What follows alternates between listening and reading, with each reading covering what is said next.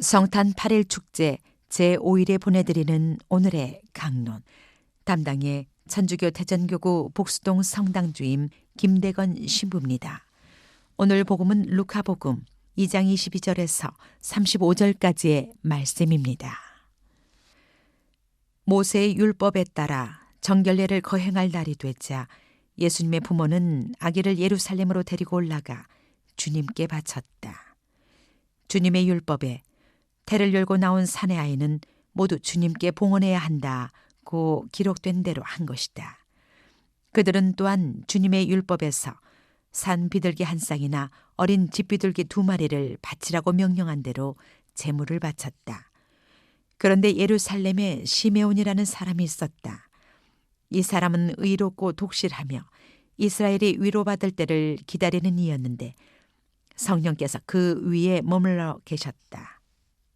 성령께서는 그에게 주님의 그리스도를 뵙기 전에는 죽지 않으리라고 알려주셨다. 그가 성령에 이끌려 성전으로 들어갔다. 그리고 아기에 관한 율법의 관례를 준수하려고 부모가 아기 예수님을 데리고 들어오자 그는 아기를 2팔에 받아 안고 이렇게 하느님을 찬미하였다. 주님, 이제야 말씀하신 대로 당신 종을 평화로이 떠나게 해주셨습니다. 제 눈이 당신의 구원을 본 것입니다. 이는 당신께서 모든 민족들 앞에서 마련하신 것으로 다른 민족들에게는 계시의 빛이며 당신 백성 이스라엘에게는 영광입니다. 아기의 아버지와 어머니는 아기를 두고 하는 이 말에 놀라워하였다. 시메온은 그들을 축복하고 나서 아기 어머니 마리아에게 말하였다. 보십시오. 이 아기는 이스라엘에서 많은 사람을 쓰러지게도 하고 일어나게도 하며 또 반대를 받는 표징이 되도록 정해졌습니다.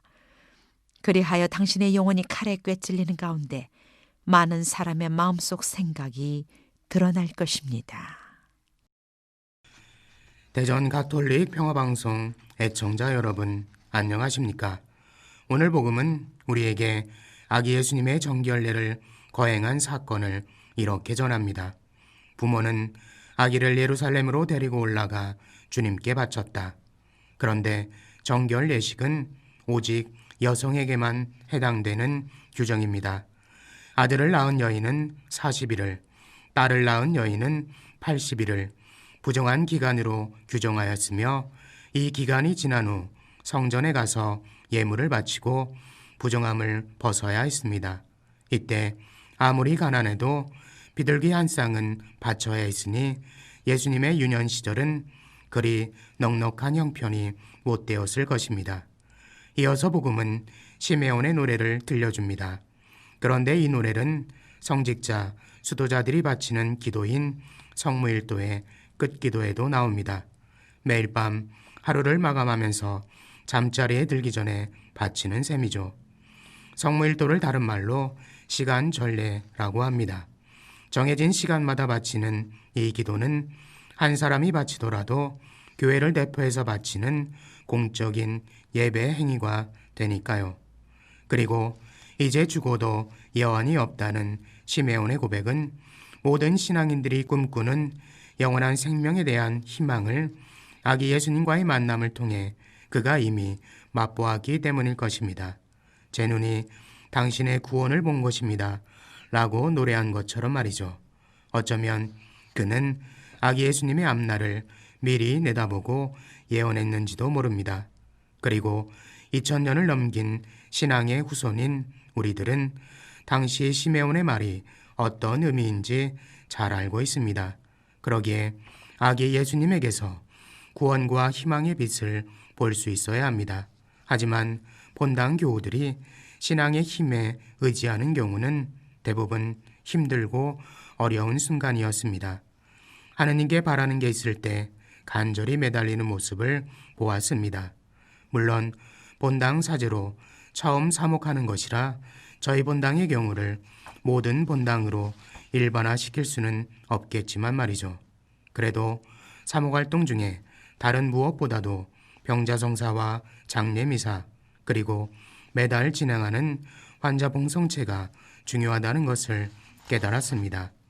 돌이켜보면 본당에 부임한 첫날 저녁부터 부고 소식을 들었고 거의 매달 한 분 전독씩 선정했습니다. 그때마다 교우들과 빈소를 방문하여 연도를 바치면서 고인의 영원한 안식을 위해 기도하고 유가족들을 위로하며 장례미사를 정성껏 봉헌하려고 노력했습니다. 그리고 장례미사 강론 때마다 유가족들에게 자주 드리던 말씀이 있는데요. 고인이 유가족들에게 남겨준 가장 큰 선물은 신앙의 유산이라는 것입니다. 그래서 가톨릭 장례 절차를 통해 유가족들은 고인을 잃은 슬픔을 극복하고 고인이 천상 행복에 이를 수 있도록 본당 공동체와 함께 기도하는 분위기가 조성되면 좋겠습니다. 하지만 모든 유가족들이 같은 신앙을 고백하는 경우는 별로 없었습니다.